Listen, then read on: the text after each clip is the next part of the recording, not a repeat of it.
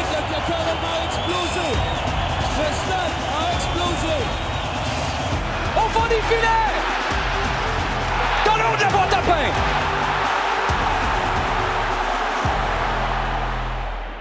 All right, on va commencer. Enfin, un épisode de Noël. Ah, enfin, c'est correct, on est au mois de décembre. Il y a des gens qui sont dans mon clan. Hein. J'ai croisé Maurice, d'ailleurs. Salutations. L'esthète par excellence. La mémoire de CBL 101.5 FM. OK. Puis il me dit non. J'ai dit, hey, bon temps des fêtes. Il dit non, bonne fin de novembre. J'ai dit, OK, c'est correct, on s'entend. Ah, mais là, on est le 1er décembre. Là. De quoi tu parles? As-tu fait un cadeau de Noël? Qu'est-ce que tu veux dire? As-tu acheté? Non. T'achètes-tu beaucoup de cadeaux de Noël, d'abord? Ça dépend. Bon. Puis ça dépend. Mais tu vas en acheter? Oui. Il y en a zéro de fait? Non. Tu vois, c'est ça la différence entre nous. C'est que toi, tu as tes couleurs. La parure. Moi, j'ai déjà des cadeaux de Noël de fête. J'en ai fait pas mal en fin de semaine à part de ça. T'as une minute. Vas-y donc. Hey, ça célèbre, ça. Ça c'est du bruit des temps des fêtes. Super content. Carlsberg. Olivier Brett avec Frédéric Laure. Frédéric Laure, c'est moi. Le principal intéressé, celui-ci étant moi, est très heureux de faire la description des matchs du CF Montréal de la Coupe du Monde l'an prochain. Et tiens, on va faire une petite plug sans gêne du tirage au sort de la Coupe du Monde qui va être présenté dès 10h30, si je ne me trompe pas, ce vendredi 5 décembre sur les ondes de RDS. Très heureux d'être avec vous en compagnie de Frédéric Laure qui va vous expliquer il est qui sera sur son divan en train de préparer sa saison 2026 du CF Montréal avec Apple TV, bon. Mais surtout en train de déguster une délicieuse Carlsberg, la Carlsberg Brunch d'ailleurs. Il y en a une qui est brunch d'ailleurs. On n'a pas la canette brunch? Sam, la canette brunch de Carlsberg... Sam, il l'a pas... Il n'a pas apporté, mais bref, 10h30, je serai devant mon téléviseur, heureux de te regarder. C'est toi qui vas tirer les boules du sapin de la Coupe du Monde? Non. Moi, boule chaude, boule froide, c'est pas mon truc. Ça, c'est dans la cour de Gianni, qui était de passage ici à Montréal il y a pas si longtemps. Bref, on va en jaser un peu de ce tirage au sort de la Coupe du Monde, de ce que ça représente pour le Canada. En fait, est-ce que ça change vraiment quelque chose dans l'ambition du Canada? On va parler de ça dans l'extra, mais pour l'émission en proprement dit, gros menu? Menu aujourd'hui, finale MLS, on va parler de la nouvelle acquisition du CF Montréal. On va parler, est-ce que CF Montréal pourrait piger dans le reste de la MLS? En fait, va piger, mais où? Dans quel sac ils vont piger? Du Super Draft, tirage au sort, et aussi du futur du crew de Columbus, entre autres. Parce qu'il y a du mouvement, les plaques tectoniques du soccer en MLS bougent tranquillement. Et il va y avoir du gros mouvement à Columbus. On commence par quoi? On commence-tu par les tweets qui font réagir, qui amènent des joueurs à Montréal? Mais écoute, on est enregistré lundi, le 1er décembre. C'est le temps de payer ton loyer, Brett. Fabrizio Romano, le capitaine du Romano Fafard, a tweeté dimanche soir, 21h, heure de l'Est, au Québec, le fait que Brian Vera, le défenseur du Real Salt Lake, s'amènerait à Montréal. Défenseur colombien, défenseur gaucher aussi. Ma question, tout de suite, qui est popée le dimanche soir, 9h30, quand j'ai vu ça, 9h30, 10h à peu près, je me suis dit, combien ça coûte un tweet de Fabrizio Romano? À l'agent, probablement. Puis, y a-t-il un tarif moins cher, c'est un dimanche en fin de journée au niveau nord-américain, en milieu de nuit au niveau européen? C'est un transfert de Twitter. C'est des vraies questions. Des vraies questions. Mais est-ce que... Parce que là, on s'entend que c'est les agents ou c'est quelqu'un qui feed ce gars-là. Là. On s'entend, tu peux pas être plugué de même dans la vie. Là. Il faut que les gens... Tu peux pas courir après un scoop. C'était Fabrizio Romano qui parle souvent de Bappé. Tu cours pas avec un scoop entre Real Salt Lake. De Brian Vera du Real Salt Lake qui débarque au stade Saputo à 3 mois du début de la saison. À moins que tu sois super bon sur WhatsApp, Twitter, puis... Non, mais le gars, il dormirait jamais. Puis, juste pour être clair, là, c'est pas un jab au travail de Fabrizio Romano. Moi, je pense que tu arrives à un certain point où tu as tellement fait ta job pour représenter ça dans le monde des transferts sur les médias sociaux que tu es rendu une plus-value pour les gens quand eux veulent soit mettre de la pression ou faire passer des messages. Ça peut être des clubs, ça peut être des agents, mais... Ah non, puis j'ai de l'air cynique comme ça, puis c'est une blague, parce que je suis content d'avoir une nouvelle par rapport au CF Montréal. Non, mais ça reste une industrie, là. Je pense que c'est important. Le gars, il tombe pas là-dessus, il se lève pas le matin puis il dit je vais regarder dans mes tiroirs. Ah, tiens, Brian Vera qui part du Real Salt Lake. Ça existe pas. Ça va faire triper le monde. Non, mais ça fait triper le monde. Moi, je trouve ça intéressant parce que ça fait le triper le monde au-delà de ta réalité à toi. Il est installé en Italie, lui?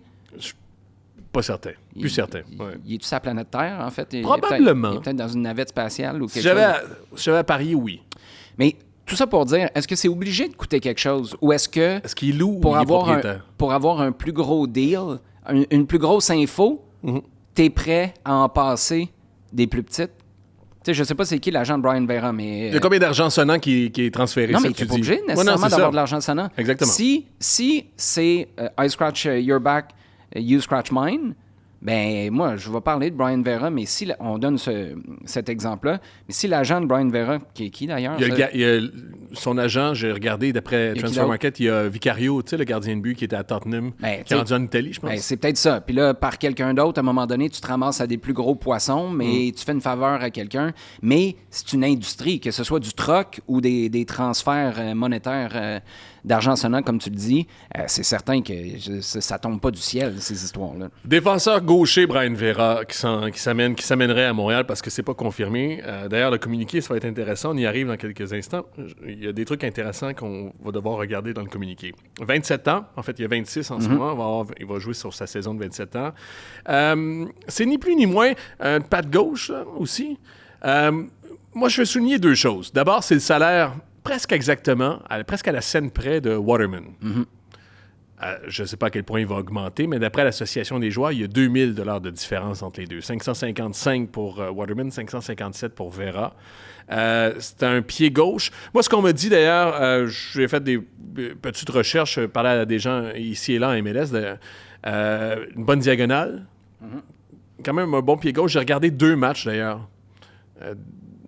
S'il m'a fait coucher plus tard, j'ai regardé 2 matchs de Brian Vera parce que j'ai pas regardé. Je me suis rendu compte que même si j'ai regardé des matchs de Bodie Hidalgo cette année, qui est arrivé plus tôt avec le CF Montréal, j'ai pas regardé beaucoup de matchs du RSL. C'est un gars qui est intense aussi. Puis en le regardant, c'est un gars qui est physique, un ancien qui a déjà joué left back, fait qu'il rentre dans exactement dans ce que j'anticipais de ce que Donadel veut en tant que défenseur central, c'est-à-dire que athlétique, capable de bouger, mobile aussi, et je répète cette citation-là qu'il m'a dit plusieurs fois. Je pense qu'il l'a dit à d'autres personnes. Je ne sais pas si c'est on the record ou off the record, mais Donadel m'en a parlé souvent, moi, dans nos nombreux voyages. Il dit, on a plein de soldats présentement au CF Montréal. Je veux pas de soldats, je veux des kamikazes. Je veux des gars qui amènent un peu, des gens diraient de l'émotion, du caractère. Il y a des variations, plein de variations dans le monde du sport, mais des gars un peu plus fous qui sont capables d'aller au contact, qui sont un peu plus fous en quelque sorte. Ironiquement, y a-tu plus kamikaze au CF Montréal l'an dernier que Joel Waterman? C'est pas, je comprends que ça doit pas être dans ce sens-là qu'il veut le dire, mais pousser un gars à 2 mains dans la surface de réparation, faire un scorpion pour quand tu es dans ton tiers défensif. En même temps, vrai kamikaze, non, si tu veux, il aurait fallu qu'ils explosent, les deux explosent ensemble. Je comprends, mais... Pas juste toi qui explose en vol. C'est ça, je pense que c'est de l'engagement. Mais hey, on revient. Mathias Coccaro, là, si t'en veux un kamikaze, c'en est un, là. Mais c'est ce que je te dis, moi. Puis reviens à l'émission de l'effectif. Je me dis, Coccaro revient. Si t'es pogné avec, je pense pas. Je pense pas qu'il va revenir à Montréal. Mais est-ce que dans un monde... Le Lenhart du CF Montréal, comment il s'appelait? Steven Lenhart. Steven. Un ancien qui jouait avec San Jose à l'époque. Est-ce que on peut s'en accommoder, puis justement, il rentrerait pas dans cette philosophie de Donadel?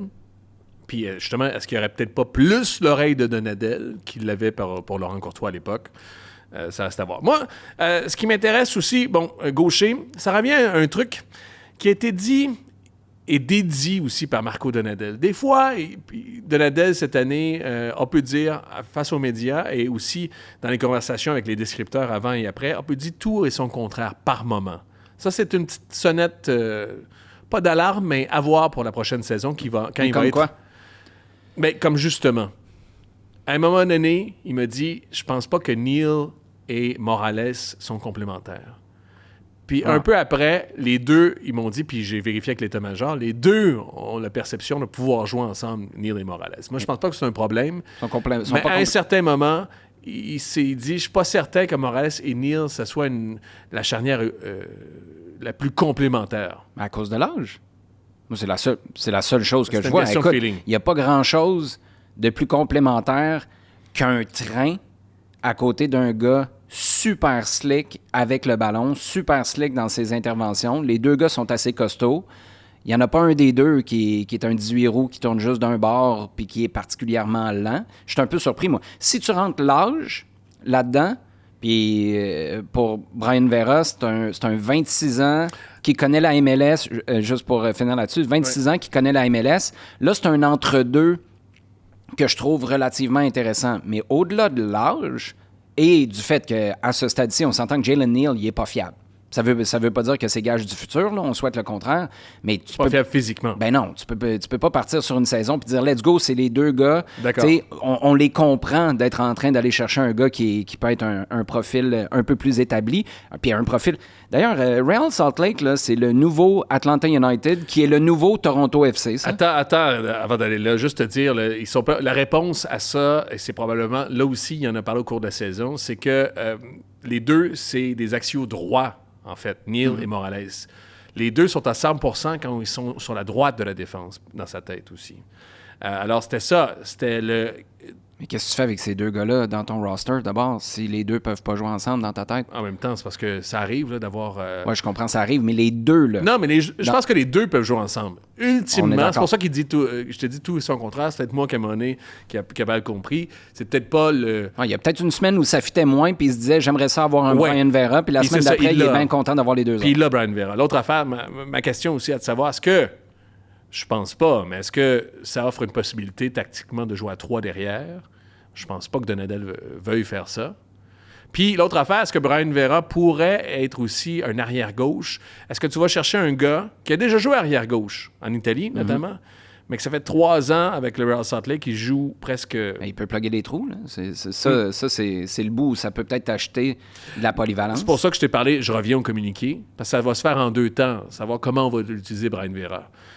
Dans le communiqué, si on parle d'arrière-gauche, ça devient intéressant, mais ça devient intéressant. Ou du moins, ça va vous donner une idée que c'est la polyvalence aussi. Si on parle seulement de défenseur central, on va avoir notre réponse. Puis on va voir dans le deuxième temps, on va voir ce qui arrive au camp aussi. Mais c'est une acquisition qui est le fun. Tu parlais de son salaire, fait par 3 contre, ans. tantôt. Juste un Oui. petit complément là-dessus, parce que je me souviens avec...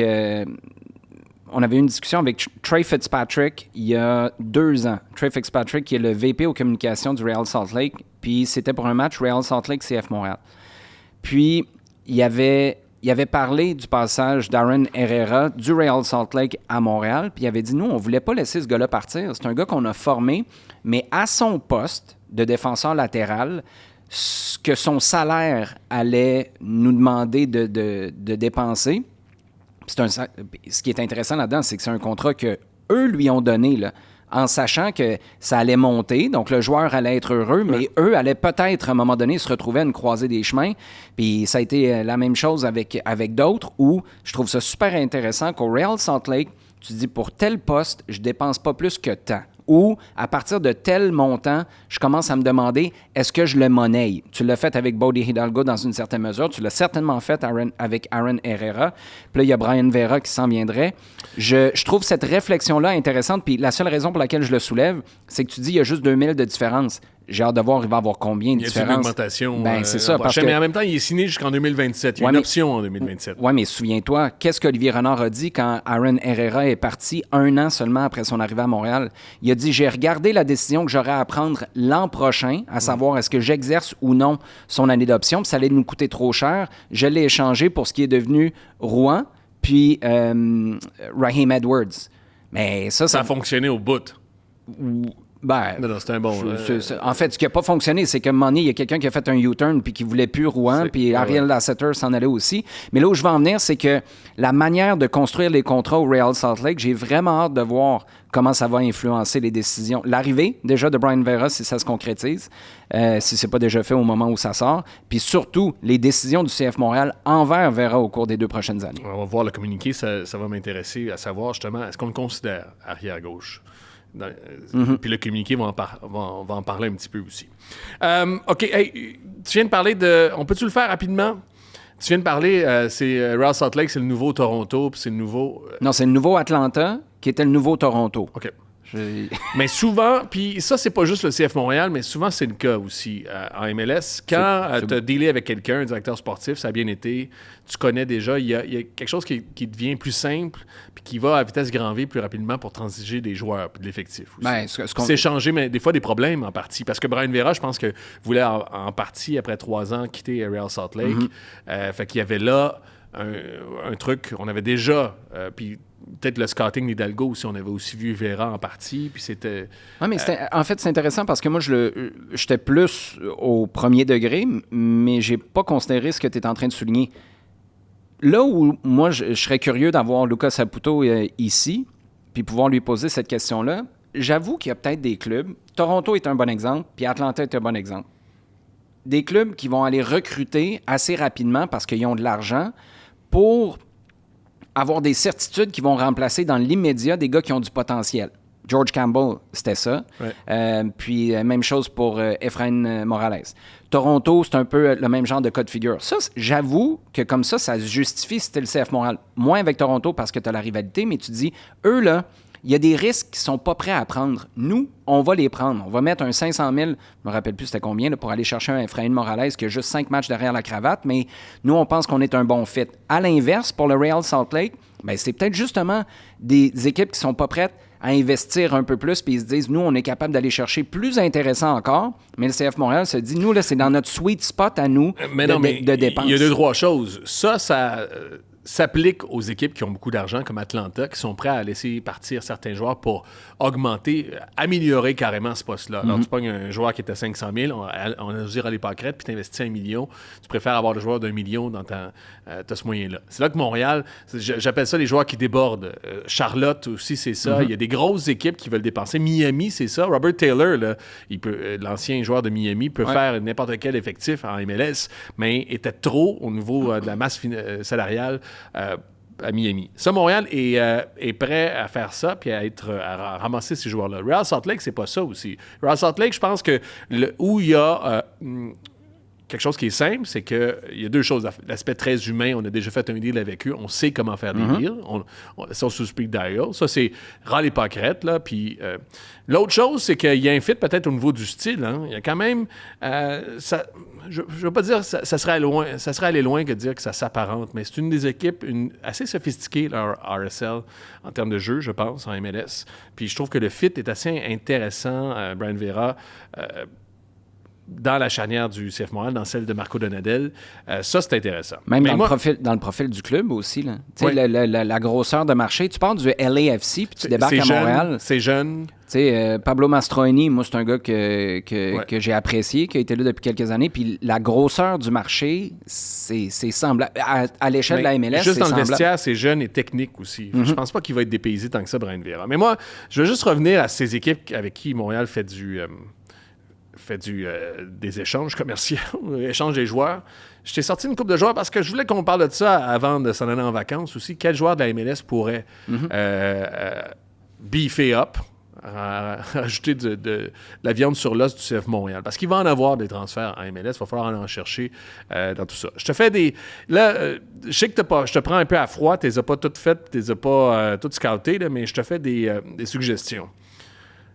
Je vais t'entendre peut-être sur le gars. Tu me disais oui ou non sur le gars puis sur le poste. David Schnegg à DC United, parce qu'on a transigé avec eux. C'est souvent le cas avec Montréal. Hein. Il y a déjà souvent une deuxième transaction. Arrière-gauche. Écoute, c'est vraiment plate ce que je vais te dire là. Mais moi, faire affaire avec le DC United, si tu leur envoies du stock, c'est parfait, mais c'est export. C'est pas import. C'est ça. Je suis pas dans l'import avec le DC United. Poche. Ouais, mais au-delà... Une équipe qui est mauvaise, je vais me contredire, là. Je reste cohérent que je voudrais voir moins de deals avec le Toronto FC en raison de la rivalité entre les 2 équipes. En même temps, je trouve qu'il y a quelque chose à Toronto. Je trouve qu'il y a quelque... Tu sais, il y a des gars qui se prennent pas pour des 7-up flat. Il y a des gars qui ont vécu des choses. Au DC United, c'est plat. C'est plat, il n'y a pas de culture. Tu sais, Troy Lesson, il y a 1 an et demi, 2 ans, il disait on est en train de bâtir une nouvelle culture. Ça ne lève pas. Il n'y a pas de culture de la gang. Puis là, parlez-moi pas d'un Christian Benteke. Là. Tout le monde signerait en bas de la feuille pour l'amener dans son équipe en MLS. Mais, même Montréal? Christian Benteke? Il était à 4,9 millions l'an passé. Ouais, l'an passé, mais l'année d'avant, là, avec les gars qui tourneraient autour, là, un Ivan Jaime, des Escobar, Sinchuk... Owusu, tu le mets sur le banc. c'est comme numéro 2, là. OK. Christian Benteke, comment tu peux... francophone? Mhm. Ben, voyons donc. Puis le gars, c'est sûr que là, ça requiert... Puis si j'aurais beaucoup de respect pour Marco Donadel, s'il disait, moi, je veux absolument rien savoir de ce profil-là, c'est pas comme ça que je veux jouer. Parfait. Mais jusqu'à ce que ce soit très, très clair comment on veut jouer à Montréal, puis qu'on ait des bons morceaux aux bonnes places, puis que ça commence à prendre forme, certain que je signerai en bas de la feuille pour Christian Benteke. Je suis en train de lire un livre de Hakim Gagnon. Hein. Ça revole, mon gars. T'as le choix entre... T'as 200$, mettons. T'as le choix entre le gros steak ou 4-5 entrées. 4-5 entrées. Bon, ben c'est ça. Benteke, c'est le gros steak. Alors, Non, mais c'est pas un ou l'autre. Là. C'est Hakim, tu pourrais dire C'est un peu un ou l'autre. c'est pas un ou l'autre dans la Non, vie. mais Là. c'est- Moi, je crois aux deux. Là. OK. Son tome 2, là, ce sera avec moi qui l'écrira. J'écrirai la préface. c'est son 3e roman que je lis. Son tome 4. Sabah Lobjanidze, Oui, mais en? mais 30 là, ans? Jaime, il passe dans l'axe, par contre. Oui, oui. Ouais, mais là, mais- c'est encore la discussion. 30 ans. Jaime, tu as un Le ailier gars, gauche il ou... court 4 Ironman par match. Mais Et- lui, parce qu'Atlanta, on parle des charrettes, là. Et il vaut qu'il y en a combien, trop, Lobjanidze? C'est 998 000. Hey, c'est un gars excitant. Là. Tu veux faire lever les gens au Stade Saputo? C'est un gars Ah ouais, excitant. mon Sabah, C'est pas cours sûr à qu'il a gauche. un super IQ, mais en même temps, je suis pas certain. C'est pas un gros problème si tu as Jaime avec lui. C'est pas de super IQ. T'as-tu fait beaucoup de matchs? Cette année, c'était moyen. Mais t'as-tu fait beaucoup de matchs où tu t'es dit... Non, il va vite moi, et c'est je une terreur. Je prendrais les gars qui étaient dans le couloir au CF Montréal avant Non, Sabah. il faut l'améliorer, mais c'est lui ou un recrutement. Parce que c'est quand même 1 million là, que tu investis. Puis Montréal. Ah, mais là, 1 million, là, t'es rendu. Tu OK. as dit que tu veux gagner. Là. Moi, là, tu commences à parler. Là. Mais là, puis je veux juste souligner pour nos auditeurs, c'est que Jaime, il y a encore une décision à prendre. À savoir, il est-tu en 10 Ouais, mais- il est gauche. Non, mais ta décision, tu la prends. Puis peut-être en que fonction justement... des gars qui sont dispo. Non, mais ce que je veux dire, c'est un Lobjanidze, la réponse, si Marco Donadel était à côté de nous, tu l'as tout de suite, ta réponse. Il dit non, nous, on est correct à gauche. Mais parfait. Mais si tu fais venir Lobjanidze, pour moi, c'est pas incohérent. C'est juste que tu es en train de me dire ce que tu as décidé de faire avec Ivan Jaime. Elle est gauche d'Atlanta United. OK. Hey, qui court en tas, là, en passant, là, Mais pour que en. les gens, là, puis qui dribble. C'est un gars excitant. Après, il peut frapper un mur une fois de temps en temps aussi. Là. Comme tu as dit, il prend pas toujours les meilleures décisions. Mais pour te faire lever de ton siège au Stade Saputo, là, il y en a pas tant que ça. Tu sais, si les gens ont capoté sur Sinchuk, là, bien dit, est pas loin de ça. Parce qu'ils vont brasser des choses. À Atlanta, À ou à Atlanta. Montréal? Ouais. Puis c'est Tata Martino qui va arriver. Il y a des. Something's gotta give, comme diraient les anglophones. Il y a quelque chose qui va falloir sacrifier quelque chose. On est d'accord. J'en ai juste 3. On va aller vite, là, quand même. 3 aussi, tu peux me dire oui ou non. Rusnak à Seattle. Ouais, Pas mais de style? Mais là, oui. Mais là, Jaime était à gauche. Là. C'est ça. Puis Jaime Rusnak dans l'effectif. C'est chiant que tu m'aies mis Lobjanidze puis Rusnak back-à-back. C'est 2,5 millions Rusnak. En même temps, il vieillit. Ils le feront pas. Non. À 2,5. Mais Rusnak, moi, C'est je pas l'aime. tant ils le feront pas, c'est toi, tu le ferais-tu? Avoir Jaime et Rusnak. C'est pas non plus ta première ligne de pression extraordinaire. Tant qu'à ça, j'aime mieux Lobjanidze, peut-être, pour cette première ligne de pression. Ouais, puis c'est parce que... Ouais, OK. J'en ai 2 autres. Vas-y. Daniel Chaloui à Kansas City. Non. Non? Non. I'm out. 1,3 million. 7 buts, 4 passes cette année. Ouais. En Kansas City, il y a des choses qui font va falloir qu'ils changent. C'est un gars issu de l'académie. Et l'autre affaire, on va peut-être en parler plus tard, Columbus, il y a des choses qui vont changer aussi. Mm-hmm. L'expérience Daniel Gazdag n'a pas fonctionné. Ils veulent-tu recommencer? Sinon, tu le prends-tu? Daniel Gazdag, ils sont allés le chercher pour 4 millions de transferts. C'est un salaire de 2,6 millions par année. Ben, ça, c'est un méchant statement que tu fais, là. Puis Gazdag, moi, il est arrivé de l'Union de Philadelphie. C'est une super personne, Daniel Gazdag, dans un vestiaire top. C'est un gars qui est capable de mettre de la pression. Il l'a fait avec Philadelphie. Donc, quand on parle de première ligne de défense. Parce que là, Jaime, moi, je l'anticipe. Mais tu sais- Jaime, je l'anticipe comme un problème défensif, dans Mais- une certaine mesure. Ouais, peut-être. Puis c'est un problème que tu peux garder en disant c'est ton créateur, on va le protéger. Mais Nacho Piatti a longtemps été le Mais plus c'est gros ça. problème défensif du Mais CF Jaime, Montréal. dans ma tête, est comme Piatti. Mais moi, ce que j'aimerais, ce que j'aime de cette idée-là, c'est que si tu vas chercher Gazdag, le alpha, c'est plus tant que ça, Ivan Jaime. Il faut qu'il prouve sa valeur comme alpha pour que tu exerces l'option rendue au 30 juin puis tu te dises, OK, t'es notre gars, puis on claque 5 ou 5,5 millions sur toi.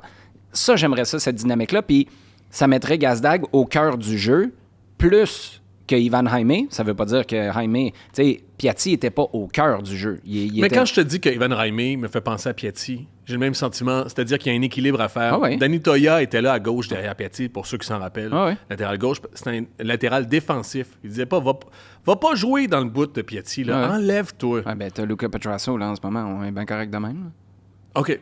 Ben, c'est... Défensivement, Ben, Luca Petrasso, Donny Toya, c'est pas... en même temps, Brian Vera, Ouais, mais Ivan Jaime justement. devant lui. Ben, justement. C'est parfait. Si c'est ça que tu Non, mais c'est ça. que tu C'est veux ça faire. mon point. Moi, je suis très, très correct avec ça. L'option la plus intéressante dans tout ça, surtout, sachant que le gars vient de l'Union de Philadelphie, qui est pour moi l'ultime comparable avec le CF Montréal, puisque Montréal veut faire dans son projet. Gazdag, go. Puis, c'est... Parce qu'ils ont déjà 3 joueurs désignés, Columbus. Peut-être qu'ils vont vouloir changer. Peut-être que la greffe va pas près avec Gazdag. C'est beaucoup d'argent. ce qui serait bien correct, là. Peut-être Et ils qu'on sont-ils peut- même prêts à garder une portion de son salaire? Je sais pas. Écoute, Écoute, ce sont des... c'est moi qui spécule. Là.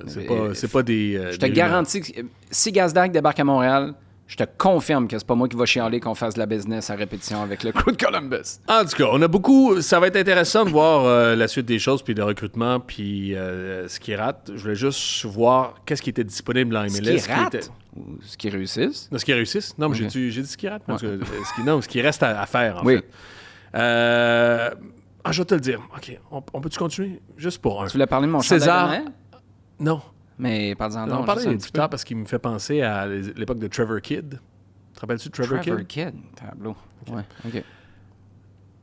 Tu sais que dans mes temps libres, je regarde des vieux matchs de hockey puis de ça. En tout cas, Toi puis Jean Gounel, vous seriez fascinants ensemble. OK? César Araujo. Araujo. Ouais. Ça, attends, check Orlando. Ça change aussi à Orlando. Il y a des choses qui vont être brassées. Ouais, C'est mais le là- milieu de terrain. Mais là, lui, tu flushes qui, là? C'est ça. T'as ben trop de gars à ce poste-là, là. C'est piète déjà ce poste-là. Mais t'as Piet, puis mettre toutes les variations de ça, là. T'as Longstaff, t'as Fabien Herbert, c'est là Ok. jusqu'à nouvel ordre. Tu sais, puis je suis un gros fan de Mais t'es-tu prêt? Araujo. Il est dispo, là. Ah, moi, je serais prêt prêt? à Ouais. dire Herbert, Longstaff, je suis désolé. On fait un échange, là. OK. On vous flippe, puis c'est rien de personnel parce qu'Araujo, je l'aime vraiment beaucoup. C'est Mais le là, en ce moment, coupe-bordure du milieu de terrain d'Orlando. Oh, Puis, s'il y a une équipe que Marco Donadel admire. admire, je pense que c'est le bon terme. Il y puis avait t'es Orlando d'accord? puis Philly. C'était Mais deux équipes qui aimaient beaucoup. Particulièrement Orlando, parce qu'ils ont justement du chien Orlando. Regardez, si vous voulez savoir ce que une partie du projet que Donadel a, c'est être un peu plus comme Orlando. C'est-à-dire que tu avais 2 milieux de terrain, pas cette année parce qu'Atuesta aussi a pris la place, puis c'est pas un Moi, faucheur en milieu. Je pense qu'il y a Mais quelque chose. Araujo, c'est une méchante bête en milieu de terrain. Je pense qu'il y a quelque chose de psychologique là-dedans parce que Marco Donadel est arrivé en 2015. C'était l'entrée d'Orlando dans la Ligue. Ils ont joué à 13 heures contre Kaka et compagnie à Orlando sur un terrain synthétique parce que leur stade n'était pas prêt.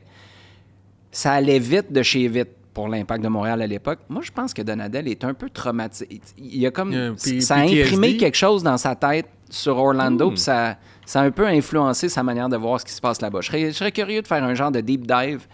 Hey, chat, explique-moi ce que Marco Donadel, la psychologie de Marco Donadel. Là, avec Sam, prends Orlando. ça en note. Un hypnotisme pour 2026. Mesmer. Ouais, quelque Mesmer chose. puis Marco Donadel pour la Il y première a- en on, a 2026. ça, on a ça en note dans Plein Axe 2026. OK, hey, je te parlerai pas du Super Draft, c'est pour les méga nerds, mais on va le faire dans l'extra, les Super Draft, OK, tout OK, à l'heure? parfait. Parce que j'ai fait un deep dive aussi dans le Super Draft. T'as-tu juste regardé des matchs de 76 ou t'as regardé des finales Mon de gars, conférence? j'ai regardé j'ai du volume. Hein. J'ai des takes de NBA aussi, puis j'ai vu beaucoup de LPHF aussi. J'ai voté pour les joueurs de la semaine en LPHF. Mettons Inter Miami puis Mais ça Whitecaps aussi, de je l'ai Vancouver. regardé. Ben, c'est On passe ça, à la ma finale, question, mais c'est- J'essaie d'être subtil, mais là, il faut que je te demande Hey, ça t'emmerde-tu? Écoute, je te dis que... la finale. Non. Est-ce que les partisans montréalais devraient être un petit peu emmerdés que Vancouver et Toronto ont des finales et pas Montréal? Qu'est-ce que tu veux dire? ont des finales? Ben, ils sont Dans leur histoire, soit allés en finale. Non. Je laisse ça en suspens. Je vais juste dire. Non. Tout le monde a ce qu'il mérite là-dedans. Vancouver est agressif depuis 2-3 ans maintenant, puis il récolte. Le CF Montréal, l'impact dans le temps, a été agressif en 2014, en 2015, 2016. Ils se sont ramassés en demi-finale puis en finale de conférence. Ils ont fait une finale de Ligue des champions CONCACAF. Depuis ce temps-là, ils ont pris un virage qui était...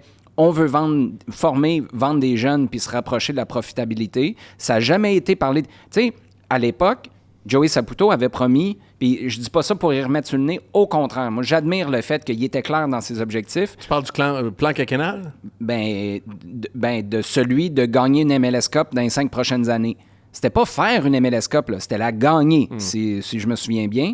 Mais ces objectifs-là ont changé depuis. Donc, est-ce que tu peux, comme fan, est-ce que ça peut te fâcher un peu? Oui. Est-ce que le club peut être déçu d'être passé à côté de quelque chose? Non, t'es passé à côté de rien. Tu as accompli tes objectifs. Le stade continue d'être à peu près plein, puis tu vends des joueurs. Maintenant, cette année, 2025, va peut-être avoir été le point de bascule où dans 3 ans, on dit c'est là que ça s'est passé avec une lettre ouverte, avec des bilans où on a dit là, on veut se remettre. On a commencé à réutiliser la notion de victoire, de gagner, de soulever des trophées. Bien là, dans 3-4 ans, peut-être que je changerai de discours. Mais là, tu peux juste admirer ce que Toronto a fait dans sa belle époque, puisque surtout ce que Vancouver fait en ce moment. Hey, t'es allé planter San Diego chez eux.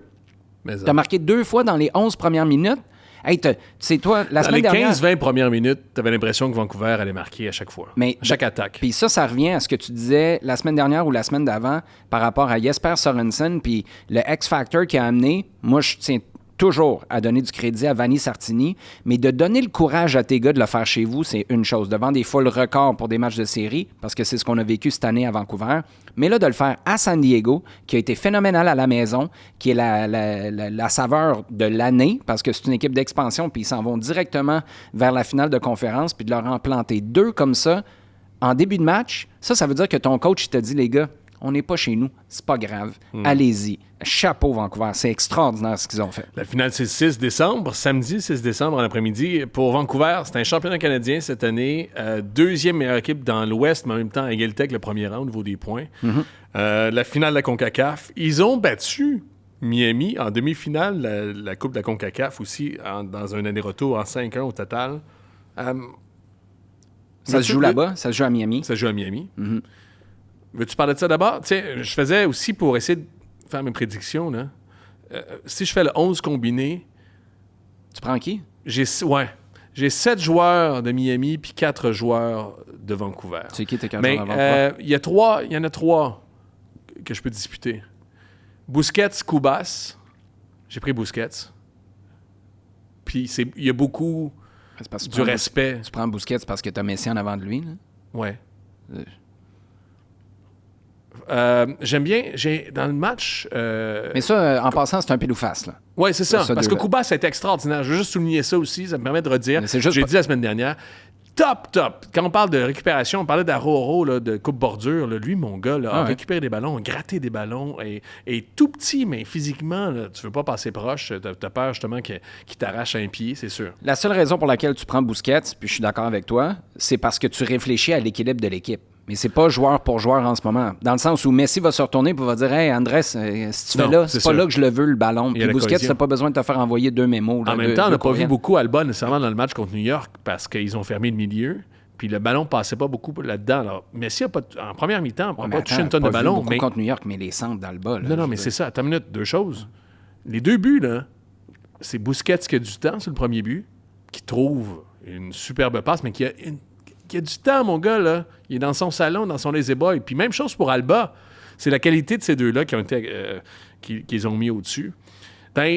En finale aussi, si vous n'avez pas regardé Miami cette année ou vous n'avez pas regardé dernièrement Miami, moi j'ai aimé Falcon, le défenseur. Ouais, mais tu sais, attends, je peux-tu y aller d'un hot take? Ouais.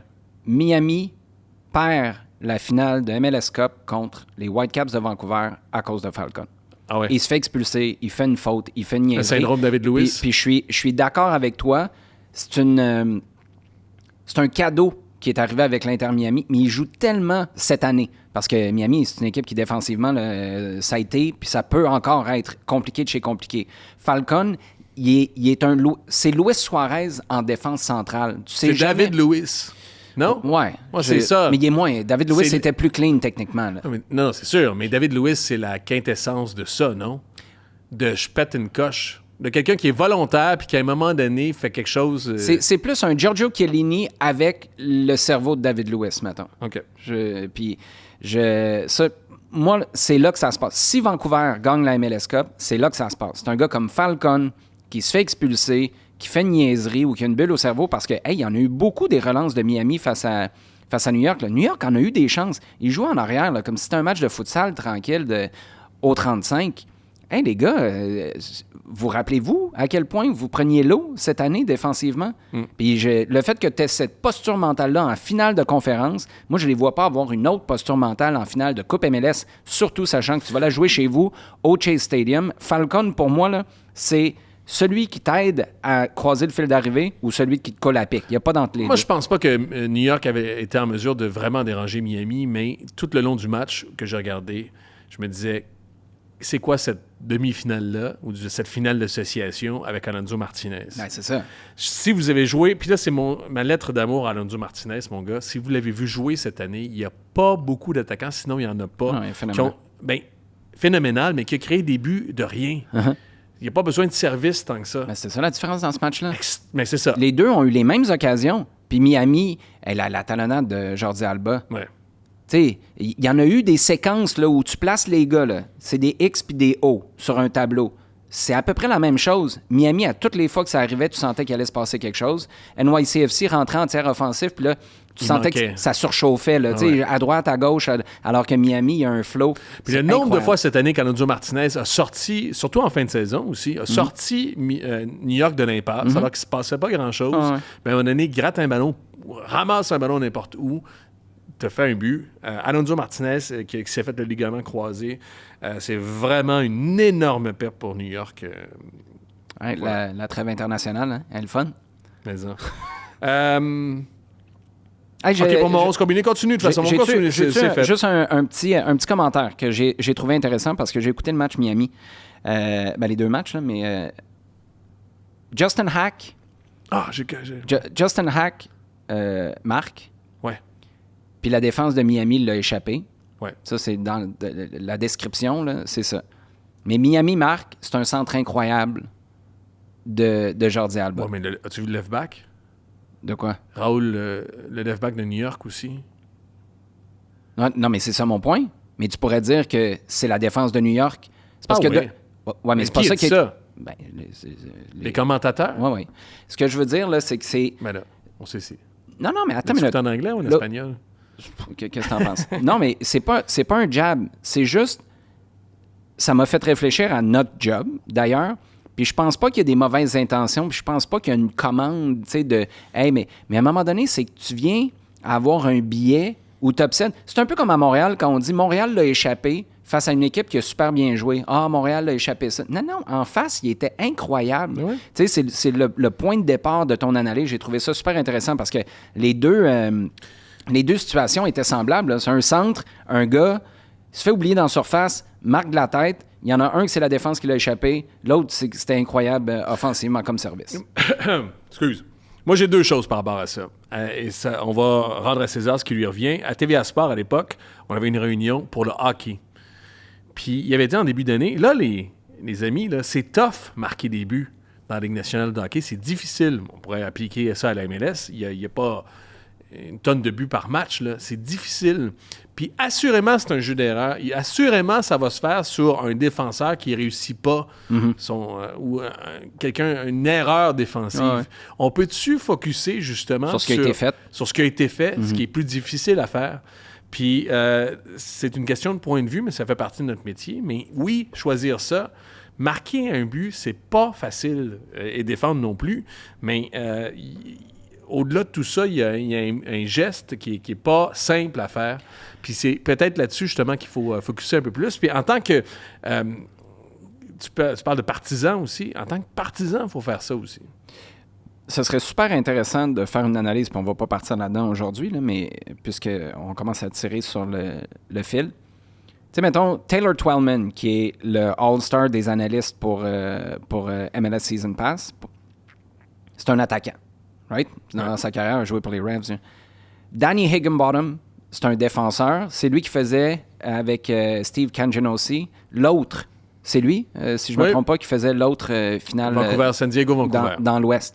Je serais curieux de faire ça. Tu sais, tu mets deux gars, puis comme je te dis, c'est pas qu'un a raison puis l'autre a tort. C'est juste qu'à un moment donné, il faut que tu fasses un choix. Tu as 15 secondes pour ramasser tes idées, puis tu peux juste analyser en fonction de ce que ton cerveau et tes yeux ont vu. Mais le cerveau de Taylor Twellman, qui est un attaquant, puis le cerveau d'abord, t'en as un qui est américain, qui a joué en MLS, t'en as un autre qui est anglais, qui a été formé à Manchester United, qui a joué à Stoke, si je me trompe pas. Puis ce serait fascinant d'avoir la même description, puis tu peux voir comment un l'a vu ou l'autre a analysé les choses. Ce serait un bon test à faire, ça. Justin Hack, c'est le défenseur de New York aussi. Je vais juste te dire, c'est pas mon claim to fame, mais il y a 2 ans, j'en avais parlé avec Vassili Kremanzidis, qui était à l'époque assistant directeur.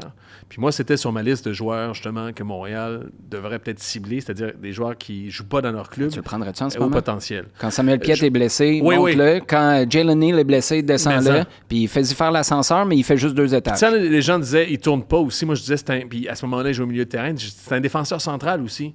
Puis je fais juste me valider aussi dans tout ça, mais pour une fois que je l'ai comme j'ai bien vu. Vraiment, puis lui, il gagne 265 000 cette année, il veut aller chercher au moins. Je regarde Blackman, ce que fait Blackman dans ces eaux-là, 700, 800 000 aussi, puis il pense en Europe aussi. Alors, en même temps, je pense pas qu'il viendra à Montréal. Mais en même temps, un gars qui pense à l'Europe, qui veut en même temps... C'est ton tremplin, il est où? Ouais. Je sais pas, là. Mais là, c'est trop tard avec Vera, techniquement, mais ça, c'est un gars dans ton effectif intéressant. On est d'accord. Hey, un autre commentaire sur... je m'en permets très rarement, mais puisque j'ai eu les fleurs pour... on a parlé d'Apple TV dernièrement, puis je disais à quel point, moi, je trouve qu'on a uniformisé le produit pour le mieux, là. Tu sais, c'était une catastrophe de déséquilibre au fil des ans. Puis entre les différents marchés. Puis l'exemple, puis ça fait presque plaisir de rappeler ça parce qu'on est tellement rempli d'éloges pour Columbus et tout ce que Columbus fait, son stade, Wilfrid Nancy, la qualité de jeu, les trophées, tout ça. Mais en termes de production télé, c'était une catastrophe. Avant, c'était la référence, mais en bas, là. Tu sais, il fallait que tu flippes... moi, j'en ai un autre. En tout cas... Moi, c'est New York qui me tapait ses mains. Vas-y. Ouais, mais ça, c'est en partie à cause des stades. Non. Non? Non. À cause des gens? Le Yes Network. Oui, mais c'est parce que tu étais pris avec le 14e de la liste, parce que tu avais une game des Jets. Probablement. Probablement, mais... Je sais pas. Mais là où je veux en venir, c'est que les close-up au soccer, là, on peut-tu arrêter, s'il vous plaît? On a failli rater un début avec Miami. Arrêtez-moi ça, les close-up. On va, tu sais, revenez-y après. Puis la raison pour laquelle... Il y en a beaucoup plus dans le championnat français que dans le championnat anglais, notamment, s'il y a des Européens qui nous écoutent. Ouais. Il y en avait beaucoup plus. Mais moi, ça me dérange pas. Quand tu sais quand les plugger, c'est correct, mais le gars qui vient de faire un dégagement, là, puis il y a une bombe qui est envoyée vers Brian White, tu sais qu'il peut se passer quelque chose. Il faut que tu le feels, ou sinon, prends pas cette décision-là. Bref, ça, c'est une chose. Puis la deuxième, on parlait de lobby, puis de bien faire son travail avec les arbitres. Le deuxième but de Miami, il endorme tout le monde. Ah oui, ils sont bien. Je sais pas combien de temps. C'est l'ouverture sur Alba. Juste avant, il y a du... C'est 2 minutes, là. Ça se pousse. C'est 2, si c'est pas 3 minutes. Ça se pousse, ça se chicane, du lobby auprès de l'arbitre, ça chiale. Messi se pogne avec tout le monde. Puis là, tout d'un coup, met le ballon à terre. Hey, ref, on peut y aller? Oui. Bing, mets ça sur la gauche, mets ça dans la surface, but. Écoute, j'ai rien d'autre à dire que bravo. Puis NYCFC, guys, vous êtes en finale. T'as-tu aimé? C'est Raúl Gustavo. C'est ça, le... moi, j'ai pas... non? Non, mais je...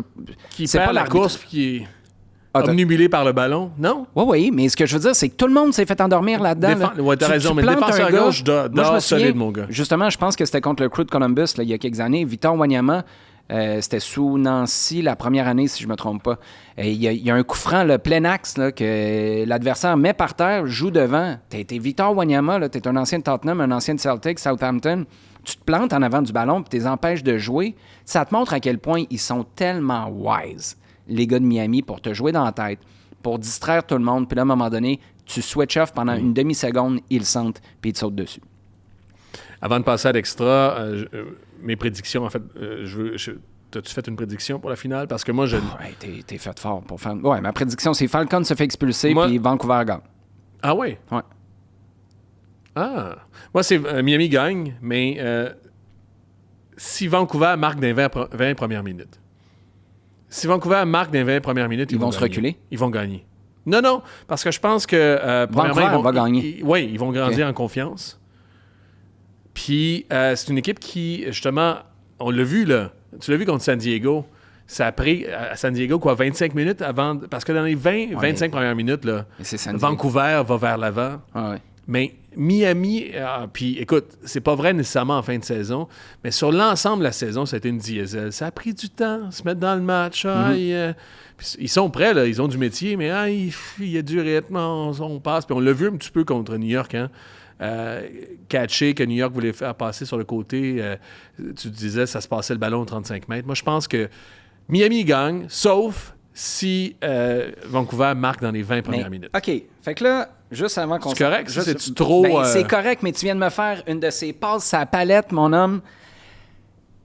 Ta petite montée de lait la semaine passée là, pour les win, win probability? c'est con. OK? Mais en que c'est Pour- con. Pour citer un grand sage. OK, mais tu peux pas me dire ça, sachant que le win probability, tu sais-tu, il était de combien? Tu regardes ma feuille, là. Tu sais-tu, il était de combien à 54e minute? Quand Pour qui? NYCFC, ben c'est ça, t'es supposé le savoir, là. Miami gagnait 2-1. Ouais. NYCFC venait d'avoir 2 bonnes occasions de marquer. Le win probability, tu sais-tu, il était de combien? Non, mais je t'ai vu ça. 80%. Mais non, mais attends une minute. Le win probability de Vancouver contre le LAFC en début de deuxième mi-temps était de 91%. Ça finit 2-2. Puis LAFC aurait dû gagner ce match-là en prolongation facile, alors que Ouais, mais ils l'ont pas gagné. contre 10. Mais ils l'ont pas 11 gagné. contre 9, pardon. Mais ils l'ont pas gagné. C'est ça mon point. Ouais, c'est... mais Moi, ce qui est intéressant, j'ai c'est encore que tu t'appuies- raison en disant que c'est une statistique qui n'a pas rapport. Non, mais ce que je veux dire, c'est que quand c'est à ce point-là, off, il doit bien avoir quelque chose qui explique ça. Parce qu'au final, là... Mais je m'en fous, c'est plate à voir, on le sait. Explique-le. Higginbottom et Twellman sont là pour ça. Ben, c'est ça. Puis que moi, assis dans mon divan, Mais je peux toi, catcher. Moi, t'écouter, quand je ferai pas les matchs du CF Montréal là, l'année prochaine Ouais. Tu à m'écouteras. RDS, je t'écouterai, mais t'es mieux d'avoir quelque chose Tu pour m'as appuyer raconté ça. l'histoire. Ben, c'est ça. Mais tu m'aurais dit quoi, là, pour me justifier que c'est 80% quand ça chauffe, puis en début de deuxième mi-temps, c'est quasiment 2-2? Ben non, mais je t'aurais dit, c'est possible. Puis c'est ça le plaisir. Là, attends une minute.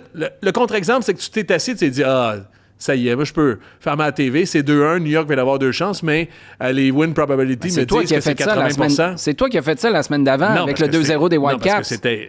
non, c'est pas la même affaire. Ben oui. C'était pas à cause des win probability du tout. C'était 2-0 qui dominait, comme tout le monde. je le sais. Comme tout bon vivant, comme tout être humain, pas un asti Qui est d'algorithme de marde. qui est fatigué. Peux-tu sacrer, Sam? Je peux-tu sacrer? Ah ouais, Sam, il fait Il dire. est pas sûr, il est Non. pas sûr. On a fait pire que ça à date. Hey, Non, mais ça pas... Attends, tu me fais dire... ça, Hey, tu ça vas me palette. choquer. Tu vas me Ça choquer. Non, mais tu sais quoi? Mais on j'allais est me deux à coucher parce s'être choqués. que, il était tard, puis je suis vieux, OK? On est Je deux- tiens pas mon alcool. On est deux à s'être choqués en fin de semaine. Toi, c'est parce que les win probability, t'aimes pas ça. Puis Ben moi, non, mais puis moi je- c'est les Nordiques de Québec. OK? Fait qu'à chacun ses affaires, là, parce que J'ai les pensé à Nordiques de toi, hein, Québec, puis c'est un je t'ai scandale. texté d'ailleurs, parce que je m'inquiète pour toi. Toi, t'en penses quoi comme fan des Canadiens? Parce C'est de que la toi, chenoute. Non, c'est de la chenoute. Moi, je fais comme... OK, c'est pas les Nordiques. Puis j'ai dit, hey, lâchez le chandail de mes ennemis. Mais- de mes ennemis OK. préférés. Puis j'ai des cousins, j'ai de la famille, tu le sais, à Québec. Puis c'était... Moi, je l'ai connu, là. On jouait notamment devant chez mon grand-père. Mon cousin, c'était Ron Tognott ou Mario Gosselin. Moi, j'étais Patrick Roy ou Brian Hayward. OK, à l'époque. Puis non. Puis même Ron Tognott, j'étais comme, hey... en tant que jeune, attends, pour que les gens de Québec qui nous écoutent comprennent, en tant que Flo, elle l'aimait. Ouais. Elle l'aimait, Ron Tognott. Souvenier ou sur n'importe quoi, avec ma froc, puis dans le fossé. Dans le fossé? Dans T'as pas de fossé à Saint-Jérôme? le là? fossé. Mais non, nous autres, non. C'est quoi? Vous avez des pavés d'or vers les Laurentides? Non, c'est une autre chose. On a des voûtes à coton ouaté. OK? C'est ça qu'on a. Non, mais pour comment... discarter son coton ouaté. Un peu plus Non, mais mon sérieusement, point- là, comment t'expliques... Le fait que l'Avalanche Colorado joue avec les chandails des Nordiques de Québec, j'ai pas aimé ça. OK, mais comment t'expliques qu'on s'en réjouisse autant? C'est ça qui me rentre pas dans la tête. Moi, Qui s'en réjouit? Mais écoute, c'est Tu mur nous à avais mur. affaire. Mais non, mais c'est parce que c'est mais ces murs à murs, c'est extraordinaire. On ramène... Ouais, OK, bravo. J'ai vu... Puis je les salue pour ça en passant. Là. Moi, J'ai vu Joe Sakic avec, je me suis dit, peut-être parce qu'ils ont Joe Sakic comme boss, peut-être que c'est correct. Ouais, mais moi, tu sais quoi? Je pense que les intentions là, sont nobles pour vrai. Puis moi, c'est comment c'est reçu que ça me dépasse. C'est comme, ah, merci de faire revivre ça. On fait rien revivre. On vend des chandails des Nordiques pour du monde au Colorado. Bravo, le monde de là. Vanier, ils sont-tu allés à Denver en fin de semaine? Ben, peut-être, mais ça, c'est votre choix. T'es pas en train de prendre le brand. Hey, quand j'ai vu Badaboom, non. Non. Oui. Non. Tu touches pas à Badaboom. Qu'est-ce que tu fais avec Badaboom contre les Canadiens? Ils sentaient à Boulamite à part de ça. Ils ont-tu fait un nouveau kit ou c'est le vieux kit de Badaboom? Je sais pas, Badaboom, il est-tu actif? Dans quel registre? Sexuellement? Ouais. Écoute, je sais pas. Il est tout bleu. C'est... J'ai ça, là, pour de vrai. Je te dis, Puis... hey, ma fille, j'ai fait niaiser ma fille pendant 20 minutes parce que je voulais trouver des photos puis je voulais poster quelque chose. Puis elle me dit, pourquoi? Puis là, elle regardait ce que je postais sur Instagram, ce que je fais très rarement en avant d'elle. Mais là, elle voulait aller au parc. Puis j'étais comme, attends, ce sera pas long. Tu sais, ce sera pas long d'un parent qui se croit même pas parce que tu sais que ça va prendre 20 minutes. Puis là, elle s'est rendue compte que j'étais en train de vanter un peu.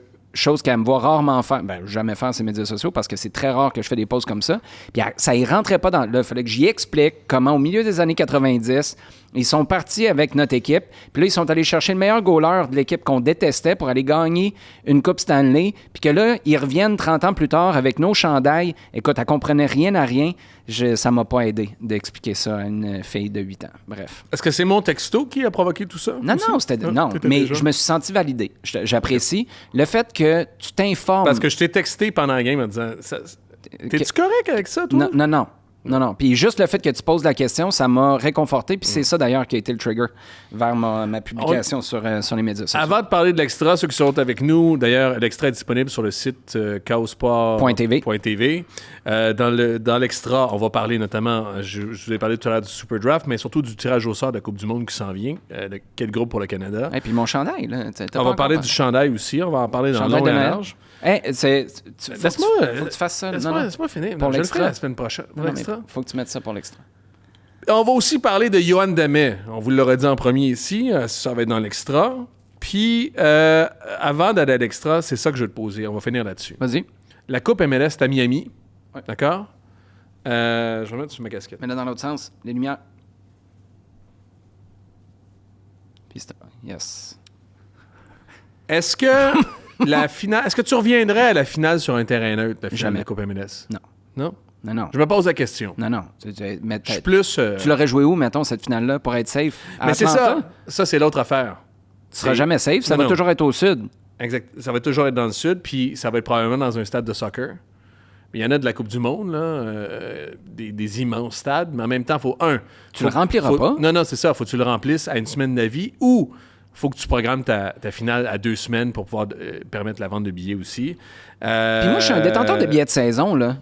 On a gagné notre place sportivement en étant plus haut au classement. Tu sais, l'Inter Miami... Non, mais ça, c'est les arguments pour ceux qui ont un terrain neutre. Parce que là, tu l'as gagné, tu as gagné l'Est, mais tu n'as pas gagné l'Ouest. Si tu avais joué dans l'Ouest, est-ce que tu aurais fait... Parce que c'est un calendrier débalancé. OK, mais tu sais quoi? Rentre entre des facteurs, mettons, qu'est-ce que tu as fait contre les équipes de l'autre conférence, entre ça comme coefficient. Moi, je suis willing de faire ça. Tu rajoutes un coefficient? Ouais, pourquoi pas? Mais il faut que tu l'ailles mérité sportivement. Tu joues chez vous, puis tes fans qui ont payé toute l'année, ils ont ça comme bonus. Non, c'est sûr. Ils ont l'opportunité de voir ça, mais tu leur demandes pas d'aller regarder ça au Mercedes-Benz Stadium quand tu as tes billets de saison au Chase Stadium depuis 5 ans. Non, c'est ça. Pour l'histoire que non. Puis ils faisaient ça avant. La MLS faisait ça avant, avoir un Super Bowl, parce que ça se fait en NFL. Mm-hmm. Mais en même temps, là, c'est là où le bas blesse, c'est-à-dire que premièrement, le nombre de stades de soccer est limité. Fait que tu as raison, ça serait cette année à Atlanta. Tu ferais, c'est pas si spécial que ça. Non. Et puis le jour où c'est Philadelphie non, mais c'est national. San Ce que je veux dire, le Super Bowl, c'est que c'est national. Mm-hmm. Tout le monde l'écoute. Ouais. Là, majoritairement, les marchés de Miami puis les marchés de Vancouver vont l'écouter. Le défi, c'est d'amener le reste de la Ligue à l'écouter, cette finale-là. Avec Miami, ça va être correct. Là. Non, c'est sûr. Mais je sais que ça dépasse. Non, ça. mais ça avait été New York, Vancouver, ça aurait été la même chose. Je te salue. J'ai parlé à nos collègues ici à KO, puis je pensais pas que tu allais être game de te mettre ça sur la tête. Je trouve ça... Mais oui, alors. Je trouve ça très... Ben, avec les lumières, tu sais que tu peux changer le setting. Hein? Fait que tu feras ça pour On va l'extra. changer dans l'extra, mon gars. OK.